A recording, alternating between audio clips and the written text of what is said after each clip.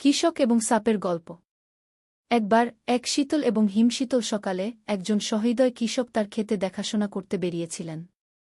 সে তার জমির ধার দিয়ে হাঁটতে হাঁটতে বরফের মধ্যে স্থির হয়ে পড়ে থাকা একটি সাপকে দেখতে পেল।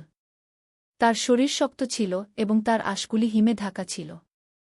কৃষক প্রাণীটির প্রতি করুণা করে বললেন, বেচারি, তুমি এখানেই বরফ হয়ে যাবে গু।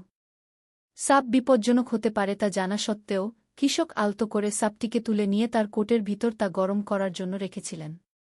প্রাণীটির জীবন বাঁচানোর আশায় তিনি দ্রুত তার খামার বাড়িতে ফিরে যান। ভিতরে চুলার উষ্ণতায় সাপটি নাড়া দিতে লাগল।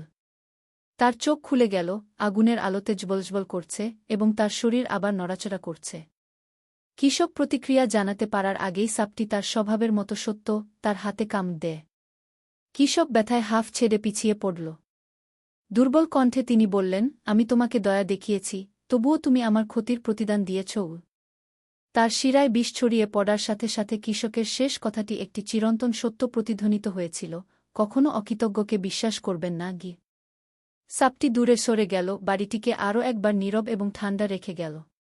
কৃষকের সহানুভূতি এবং সাপের বিশ্বাসঘাতকতার গল্পটি গ্রামবাসীদের মনে রাখার জন্য একটি সতর্কতা হয়ে উঠেছে। যারা তাদের প্রশংসা করতে পারে না তাদের সাথে আচরণ করার সময় সদয় আচরণগুলি সতর্কতার সাথে দেওয়া উচিত।